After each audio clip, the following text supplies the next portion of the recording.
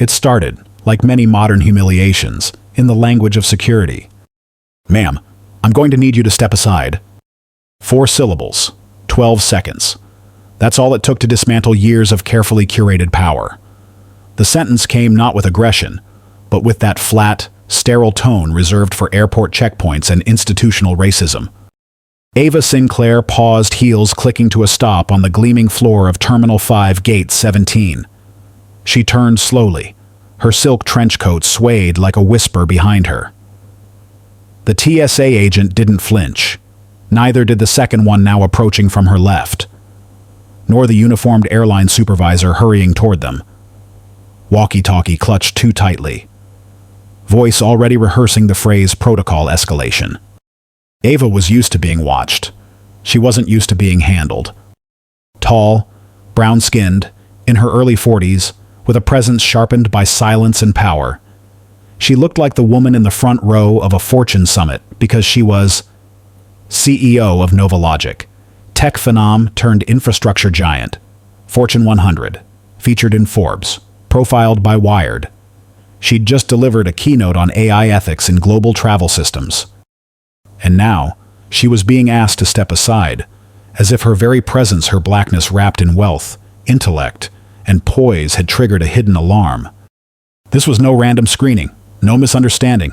It was a ritual, familiar, predictable, infuriating. But what the uniformed men didn't know not yet was that they were no longer dealing with someone willing to walk away quietly. If you've ever been judged before you could speak, if you've ever watched power misused in silence, like this video. Share your thoughts in the comments.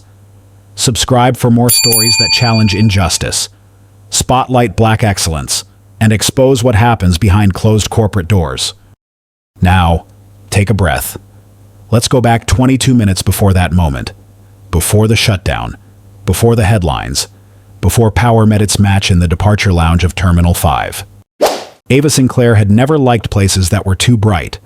The fluorescent lights above the terminal ceiling reflected off the polished floors as if everything in this world needed to be scrutinized to the very end, except the truth. She had just handed over her boarding pass and ID to the security officer. A familiar, mechanical process. But the young TSA agent, the glance that lingered too long, then shifted away too quickly, and Ava knew. It was time. "Ma'am, please step to the side." No further explanation. None needed. In his eyes, Ava saw that familiar discomfort, not discomfort at who she was, but what she was: a Black woman, standing too straight, dressed too well, eyes too calm to belong in this space. She tilted her head, a small gesture just enough to say, "I hear you." No resistance, no protest. "Is there an issue with my documents?" Her voice steady, not confrontational. "Not exactly," the officer replied, eyes darting left. "Just a few irregularities with your behavior at the baggage screening." That was 20 minutes ago. Ava hadn't smiled when the white agent asked, "Where are you headed with a real Louis Vuitton bag?" She hadn't responded when told to open the laptop and prove it's not running malware. In fact, she had simply been silent, and in this system, a Black person's silence is read as a threat. Ava stepped aside, not out of submission, but because she knew that sometimes stepping back is just the run-up for a longer jump. A breeze from the runway slipped in through the sliding doors, bringing with it a cold current and the familiar scent of something about to begin. Less than 2 minutes later, the second figure appeared, taller, with a belly. Name tag Officer Denton. He didn't ask what was going on. He just looked at Ava right into her eyes, not like someone beginning a conversation, but like someone measuring her against some internal scale he believed was valid. "This one needs to be escalated," Denton muttered to the first officer before pulling out his radio. A low static buzz followed, mixed with codes and commands. Ava looked at them like watching a machine run on instinct, no soul. By the time the third person arrived, a flight supervisor in a navy blue uniform, Ava had already predicted the rhythm of this performance. Suffocatingly familiar, all three were white, spoke in the same neutral tone, and all believed that her presence needed to be handled appropriately. "We have a passenger whose identity needs to be re-verified," Denton said. "We have an available seat at the temporary security row," the other responded. Neither looked directly at Ava.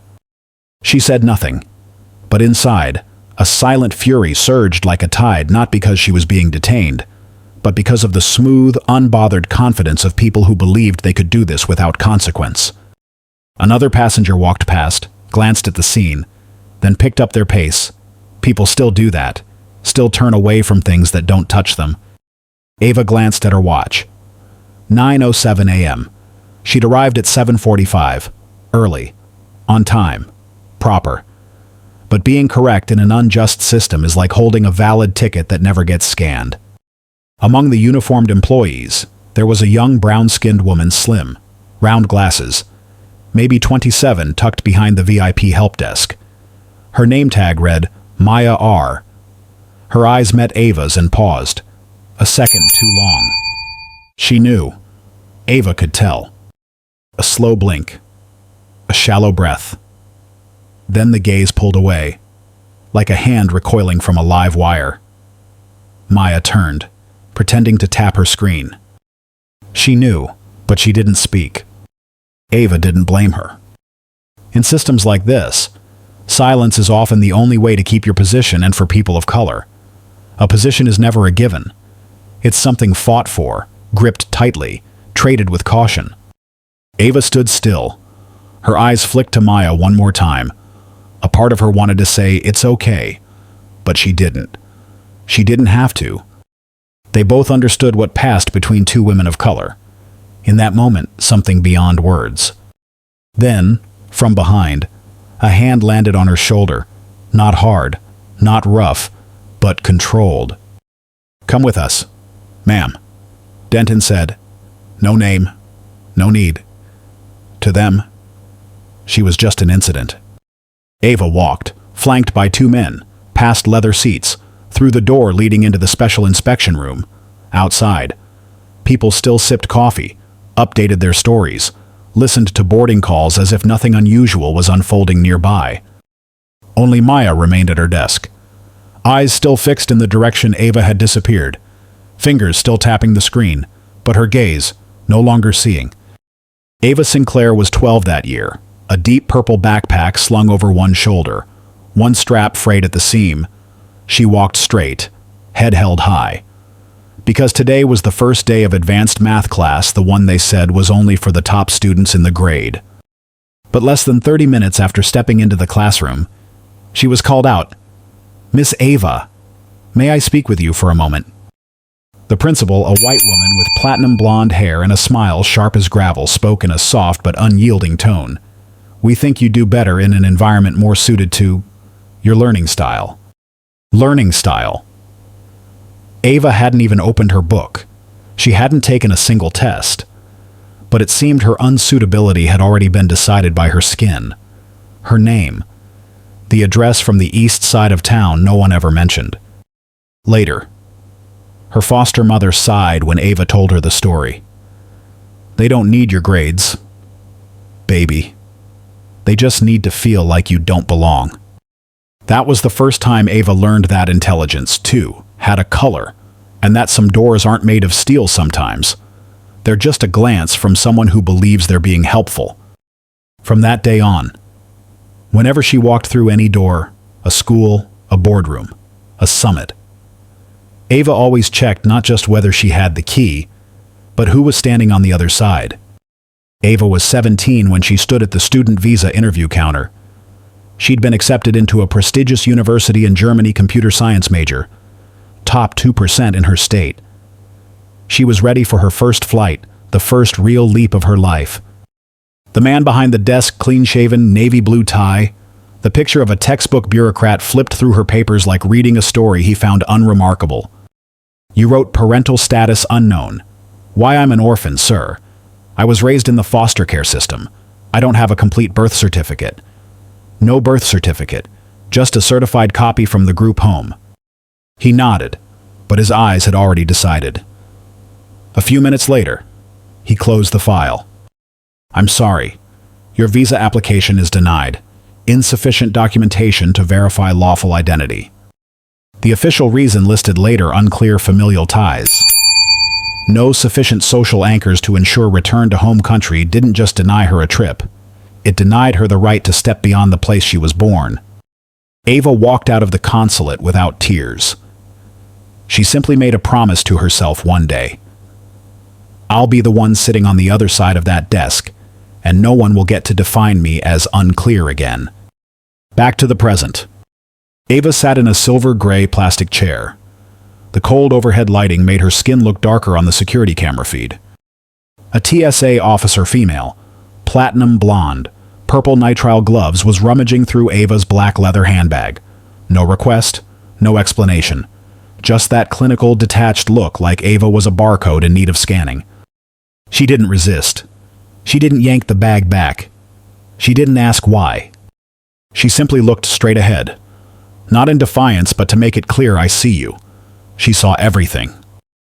Through the frosted glass, phones started appearing. An Asian couple paused. A middle-aged black man slowed down as he walked past. A Gen Z girl with blue hair began live streaming. Some lady being searched like she's a terrorist and she's not even resisting. Ava heard the whispers through the glass, through the wary faces. She had become an event, a scene, a living exhibit. Still, she remained silent, as if the whole incident didn't even deserve the dignity of her voice. Ava didn't need to scream to be heard. Her calm presence was the accusation.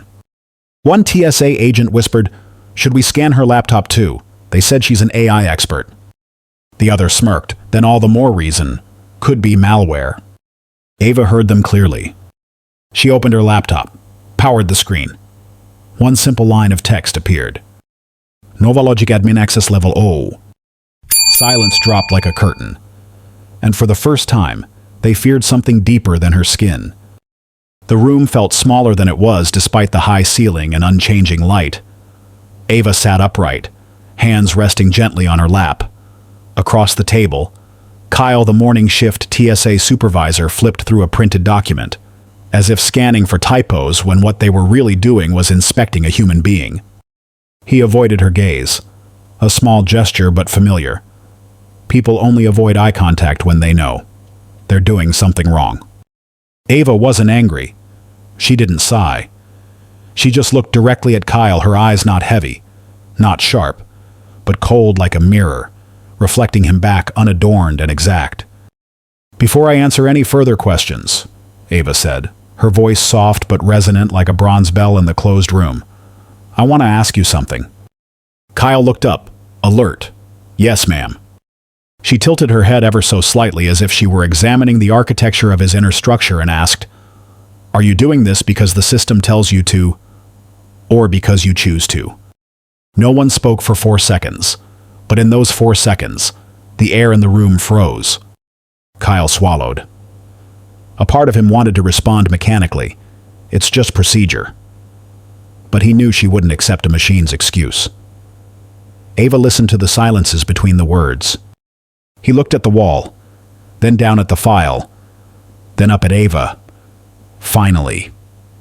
His eyes paused on her wrist, the stainless steel smartwatch, the kind only available to top-level security personnel. "We're just following the rules," Kyle said quietly. "What rule says that a black woman in a trench coat carrying a laptop is a threat?" Ava didn't raise her voice, but the question cut like a razor, not drawing blood, but severing logic, strand by strand. Kyle was barely 35, a former aviation management major, father of 2. His wife teaches preschool. He never thought of himself as racist. He'd laughed with Asian staff at the airport holiday party. He had a photo with a black coworker framed at his desk. But being looked at like that by Ava, not loudly, not with a monologue, just one precise question, Kyle felt something unfamiliar: shame. Because he knew, and Ava knew, that if that woman had been white, wearing the same trench coat, the same watch, carrying the same laptop, this inspection would have ended a long time ago. And the problem wasn't that he hated black people. The problem was that he had never learned how to look at a black person without needing them to prove they deserved basic respect. "Miss Sinclair," he began.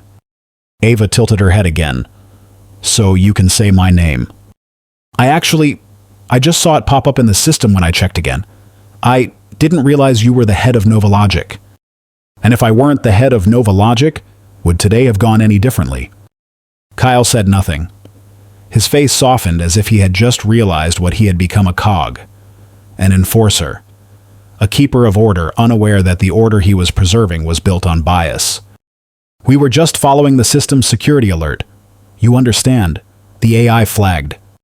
Ava let out the faintest laugh. "You're telling the person who designed that system that it made a mistake, or are you saying you used it to cover your own?" Kyle didn't answer. The door to the inspection room opened. Another TSA employee stepped in, exchanged a few words with Kyle, and then returned to the front desk. Ava glanced outside. A white woman with light brown curls, cream blazer, and a Louis Vuitton suitcase nearly identical to hers was being ushered through the priority gate. No inspection, no questions, no suspicious glances, just a smile and a "have a great flight, ma'am." Ava wasn't envious. She didn't want that privilege. She just wanted justice that didn't depend on fear of consequence. A younger TSA staffer, brown-skinned, at the auxiliary desk also noticed the scene. She turned back to Ava, not with an apology, but with an acknowledgement. Ava turned to Kyle. "There it is. Same bag, same flight, same seat class. Only one thing different." Kyle looked down. He nodded but said nothing. There was nothing left to defend. Ava stood. She didn't wait for permission. She didn't need an invitation. She simply took her bag slowly, as if it had never been ransacked, as if this entire room had been just another uninvited performance, and she a silent audience. As she left, she didn't look back. But her voice stayed behind. Silence is never neutral, especially when someone's being searched while someone else is waved through. Ava stepped out of the inspection room. No one escorted her. No one apologized. No words at all, only a thick, awkward silence, like cigarette smoke trapped in a closed elevator. She pulled out her phone and walked into a quiet business class lounge, empty due to the off-peak hour. Chestnut leather chairs, glass tables, the faint scent of polished wood and cold espresso. No one else was there, except Ava, and the echoes of what had just happened. She opened her encrypted internal app and tapped line 7, secured. A woman's voice answered without introduction. "NovaLogic standby team, awaiting directive." Ava responded without hesitation. "Activate emergency protocol. Tag location T5 gate 17. Note discriminatory behavior. Non-provoked. No verbal interaction. 3-minute audio confirmed. 2-angle visual confirmation." "Received. Do you request evacuation protocol?" "No, I'm not leaving this place like a victim." Her voice was calm, even, but something in the tone carried weight. Not louder than anyone else, but deeper than everything around it. "Protocol goes live in 180 seconds. Anything else you need?" Ava glanced toward the tarmac, where planes were taxiing. "I need the truth to spread before the other side thinks they can contain it." "Understood." The call ended. Ava set the phone down, opened her bag, and pulled out a small device no bigger than a USB stick. She plugged it into the lounge's power dock. A tiny light shifted from red to green. NovaLogic wasn't just a tech company. It was a global ethical response network embedded in the security systems of over 200 airports. What she had triggered wasn't retaliation. It was a system integrity test for a system that thought itself untouchable. She opened her phone again and accessed the NovaLogic security interface. The icon an inverted triangle, the interface minimal, but commanding. She selected the auto-extracted video file, a 3-minute clip. Every moment at the security checkpoint captured in full. From the first words, "Ma'am, please step aside," to the moment Ava was detained, to the white woman being allowed to pass no questions, no suspicion. Ava didn't replay it. She didn't need to. She'd lived it far too many times to need reminders. She only checked the transmission status. Once the signal turned green, she selected her priority distribution list. First, the legal team at NovaLogic HQ, Next, strategic communications and aviation ethics oversight partners. Finally, a contact she trusted at the Federal Digital Justice Committee. Every file encrypted, every recipient ID authenticated. No edits, no deletions, no denials. Less than a minute later, Ava received a message from Elise, her senior aide. All data received, videos already spreading on Twitter, Threads, TikTok, hashtag TSA exposed gaining traction. Ava set her phone down. Her face didn't change, but something in her gaze touched a quiet inside her. No shouting, no fury. The truth, when recorded and released at the right moment, speaks for itself. At Gate 17, a man named Jerome waited for his flight, an amateur documentary filmmaker. He had noticed something off about what he saw. He pulled out his phone and began to record, not for clicks, just to document what was real. In his live stream, his voice was steady. "I'm at the airport. A black woman just got stopped by 3 agents. She didn't resist. She didn't say a word, but they kept her like she was a threat. I don't know who she is, but her laptop had the NovaLogic logo. No filters, no effects, just an image and a voice." Within 30 minutes, the video had over 1 million views. By 45 minutes, major accounts had shared it. Hashtags like Black CEO, TSA exposed, NovaLogic were appearing everywhere. One influencer wrote, "This is how power thinks it can humiliate us until it meets the wrong one." Ava saw the video on a secondary screen in the lounge. She didn't repost it. She didn't need to speak, not yet. Instead, she messaged Elise. "No statements. Let the footage speak. The slower we respond, the more frantic they get." Outside the glass wall, planes still rolled steadily toward the runway. Everything looked normal, but Ava knew a system was cracking. Tiny fractures forming, right where it had been silent for far too long. The phone vibrated 3 times, then stopped. Ava didn't look at the screen. She knew the number by heart, ending in 8890, the airline's internal hotline. The ringtone returned after 8 seconds. This time, she picked up. A man's voice came through, cautious, like footsteps on an old wooden floor. "Ms. Sinclair, this is Richard Haynes. I'm the CEO of this airline. First, I'd like to apologize." Click. Ava ended the call. She said nothing. She didn't need to. Apologies mean nothing when they come after 3 million views in a PR crisis. She placed the phone neatly on the table. No trembling hands. No overflowing emotion. Just a stillness as clear as glass, everything transparent, including the panic from the other side. A message from Elise appeared. "They sent 2 emails requesting a meeting. Seems like they're prepping a press conference." Ava replied simply, "We speak first. They're reacting. We're setting the rules." She stood up, adjusted her collar. Cold air flowed in through the large VIP terminal windows, but Ava didn't flinch. She had lived through colder winters in classrooms where no one pronounced her name correctly, in boardrooms where every eye avoided the only black woman in the frame. And today, she didn't need an apology. She needed accountability. The VIP area was cleared in under 6 minutes. Chairs arranged in a crescent, cameras set up from 3 angles, no flashy backdrops, no logos, just Ava in her smoke-gray trench coat, standing before a white wall and a single microphone. The crowd was small, 12 reporters, 1 representative from the Bar Association, 3 broadcast technicians, 2 delayed passengers. Ava had no prepared speech, but from the way she stood, the way she looked directly ahead, it was clear she didn't need one. She said, "This was not a security incident. This was not a mistake. And this was not the first time." A short silence followed, but as often happens, it was that silence that commanded more attention than any shouting ever could. We're witnessing a pattern again and again. A person of color, especially a woman, is perceived as a threat not because of behavior, but because her presence doesn't fit a certain expectation. Her gaze swept the room. "I didn't come here to be defended. I came to remind us that some systems are outdated and it's time we updated them." A reporter raised his hand. What are you suggesting about NovaLogic's role in this incident? Ava nodded. I'll answer that right now. She stepped to the left, gently tapping on a tablet already open on the table. The screen behind her lit up with the following message. Temporary suspension of technical partnership. NovaLogic X, Skylink Airlines. Effective 10:45 a.m. today.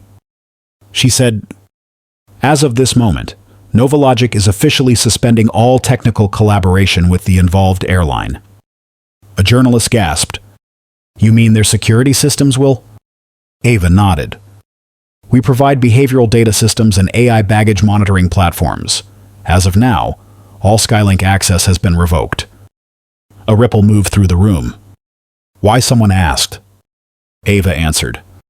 Because I will not allow technology designed to protect people to be used as a tool to reinforce bias. No one spoke for a few seconds. There was no need. She looked directly into the lens. We are not punishing. We are correcting course. And if a system cannot self-correct, then we will dismantle it. A press release was issued immediately after. The media received the official update. NovaLogic's systems were disconnected. Access suspended. All communication with Skylink moved into ethical risk review. Ava left the press room not long after. She took no follow-up questions, shook no hands, offered no courtesy smiles. She had said enough. And this time the world was listening. The meeting was held on the 4th floor of the Airport Command Center B, a room few outside of senior leadership ever entered. Bulletproof glass walls overlooked the main runway. Inside, the air was thick, as if the pressure had suddenly shifted. 12 people were present. 3 representatives from the regional TSA, 2 vice presidents from Skylink Airlines, 1 representative from Airport Administration, a crisis communications officer, a legal advisor, the head of systems engineering, and Ava Sinclair. She didn't need a nameplate. No introduction. Every eye in the room already knew today. She was the one person who could not be sidelined. The TSA lead spoke first, a man in his 50s, voice dry like a quarterly earnings report. We regret the incident this morning. However, the situation was handled in accordance with system alerts. No personal bias was involved. Ava didn't respond immediately. She opened her tablet, tapped a button. On the wall screen, a short video appeared, her being asked to step aside. On-screen alert. Level 2. Suspicious behavior. No trigger action. She spoke just one line. If no trigger action occurred, why was I treated as if it had? No one responded. No one met her gaze. She moved to the next slide. We are not here today for an apology. We are here to redefine standards of conduct and how systems respond to human beings. She sat back, arms crossed. I will present the data in 5 minutes. After that, I want to know what each party plans to do. No one nodded, but no one left. Lesson 1 was clear. Silence was no longer a safe zone. Ava advanced to the next page on her tablet. A graph appeared, black background, white bars, clear, emotionless, undeniable. She spoke evenly. In the past 18 months at this airport, there have been 213 complaints from passengers of color, flagged for random screening 3 times the number of white passengers. A TSA manager on the left quickly interjected. The data is selected automatically. There's no racial profiling. We don't have the authority to choose who gets searched. Ava turned the screen toward him, a report excerpt from TSA's own system. It included a line, human override, meaning security personnel had the ability to manually escalate a screening. In over 200 cases, at least 70% show signs of override, meaning human intervention. And in those cases, 84% were passengers of color. She paused, looked each person in the room in the eye. This is no longer about personal perception. This is a pattern. No one interrupted. No one tapped the table. Ava continued. NovaLogic built the behavioral analytics system for this airport. That system flags potential risks, but humans make the decisions. And the numbers show when humans decide, they bring their biases with them. She lowered the tablet. You might call this a training issue. I call it a moral failure. Her words dropped like a church bell in an abandoned town. No one dared pick up their phone. No one called legal, because there were no excuses left. Ava opened one final file. This one wasn't a report. It was a shareholder breakdown of the airport's central data system. She pointed at the highlighted figure. 31%, NovaLogic Inc. We don't just provide technology. We are strategic stakeholders in the passenger data infrastructure. And under the confidentiality clause, we reserve the right to activate a risk review if there's evidence of system misuse. She didn't raise her voice, but the weight of her words pressed into every panel of glass. We did so this morning. API access has been suspended. Behavioral analytics access is frozen. And it will remain that way until I receive written confirmation of meaningful change. Someone from the technical team blurted out, "You're disrupting the airport's entire operational process." Ava nodded slightly. "Not me. Your system did that long ago by letting bias run like clockwork." To the right, the airport director sat motionless, his face drained of color. TSA officials began whispering among themselves. The airline VPs texted rapidly in an internal group chat. And Ava, she stood slowly. "We have two options. We start over with data and conscience, or we change nothing, and accept that what happens next is no longer in your control." She wasn't issuing a threat. She was holding up a light to the truth and letting each person in the room walk themselves to the edge of the line they had drawn long ago. The emergency meeting stretched into the afternoon. The light outside had shifted angles on the runway, inside the room. The atmosphere was no longer tense, it was a quiet surrender. A secretary entered with a draft memorandum. The title was bold, clear. Passenger Equity Protocol, proposed by NovaLogic, coordinated by Ava Sinclair. A legal representative from the TSA skimmed each section quickly, pausing when he reached clause number 5. The internal response system must record and act on discriminatory behavior within no more than 36 hours of receiving a complaint. The COO of Skylink Airlines glanced at Ava. "We'll need more time to consult our board of shareholders." Ava replied, her tone unchanged. "Your shareholders are watching the live stream, and your stock price is dropping by the minute. You should sign now." No one argued, only pens moved. One signed, then another, then the rest. Each signature was encrypted with dual authentication, transmitted directly to the NovaLogic Vault, a transparency-secured commitment system Ava had helped develop when she was CTO at another firm. She looked at each of them, not with blame, not with disdain, just to make it clear they weren't signing to save face. They were signing to begin again from the inside. And she said, "We don't fix a broken system with language. We fix it with mechanisms, with people, and with the courage to truly take responsibility." One day after the meeting, NovaLogic launched an independent review council. Ava personally selected its lead members, a former human rights attorney, an ethical data science expert, and a former senior flight attendant who had once been suspended for speaking out at the wrong time. The mission: to audit every security screening flagged for bias within the past 5 years, across all Skylink Airlines and regional TSA terminals. Ava opened the council's first session in a makeshift office inside the airport. She didn't stand at a podium. She sat in a circle on gray plastic chairs. No microphones. No cameras. She said, "I don't need a 300-page report. I need stories. Each screening is a memory. And if those memories caused harm, we have to listen. No debate, no defense." The case files began arriving.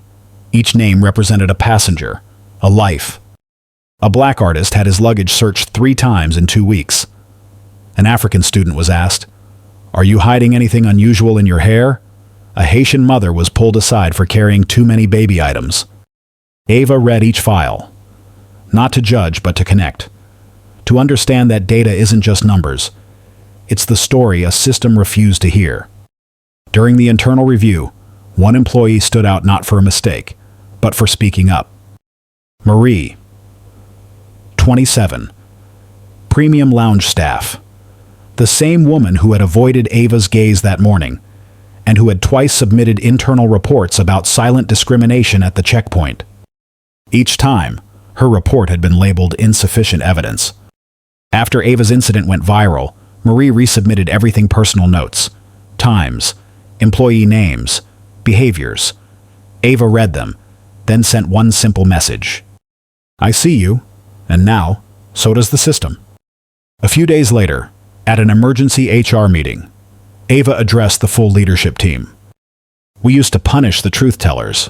Today, I want to start over by promoting someone who protected the truth even when no one protected her." Marie was appointed head of customer service quality, tasked with building a new equity index across the entire Skylink system. She didn't speak much, just nodded and looked at Ava as if to say, "I used to be afraid, but today, I know I'm not alone." Ava smiled gently. There was no award ceremony, no flowers.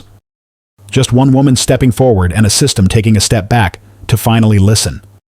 The boarding gate opened. The atmosphere inside the cabin felt entirely different from that morning.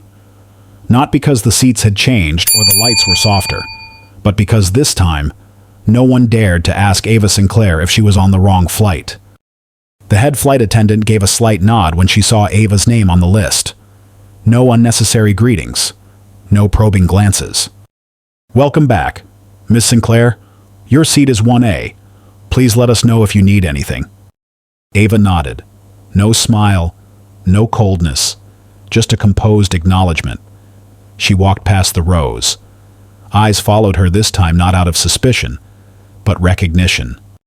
The flight was delayed by over 6 hours, but for Ava, it wasn't waiting. It was time for a system to begin re-examining itself. She placed her bag neatly in the overhead bin, then sat down in seat 1A where she should have been that morning. Back straight, hands resting lightly on the armrest, not defensive, not dominant, just present. She looked out the window. Outside, the sun tilted westward. A long day. A battle without weapons, without raised voices. And she was still here in the very seat that, earlier, they had decided she wasn't the right type to occupy. This time, no one asked her to leave. Ava was checking her email on her tablet when she felt a gentle tap on her elbow. She turned. A young girl, about 8 years old, brown-skinned with neatly braided hair, stood beside her seat. She clutched a comic book tightly, as if it were her anchor. "Excuse me, ma'am." Her voice was small, but steady. "Are you Miss Ava?"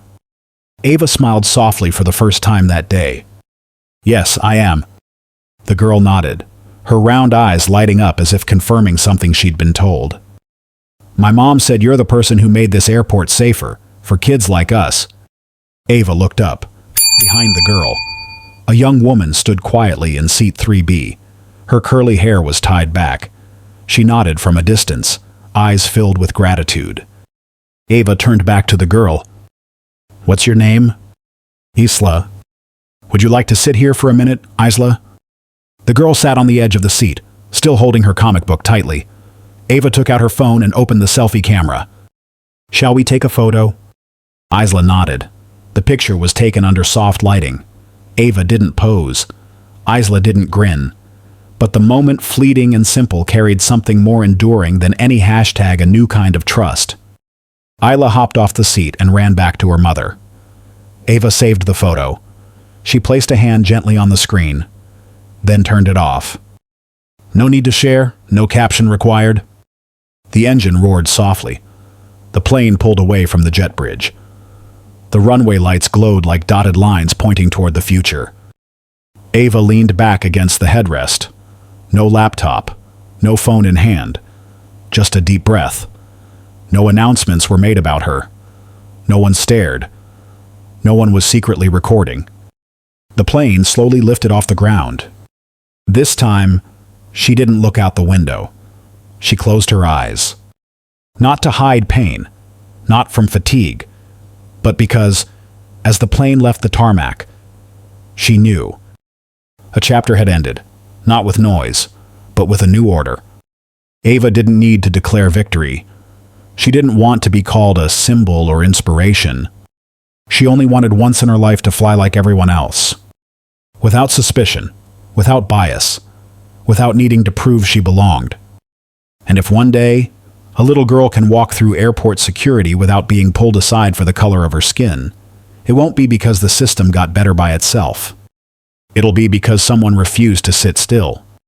There was no champagne on that flight, no fanfare, just a black woman in seat 1A back straight, composed, no longer carrying the question. Do I belong here? If this story touched your heart, make sure to like, share, and subscribe. Every click helps us bring more powerful stories of empathy, justice, and silent strength to life. Your support is what fuels this journey.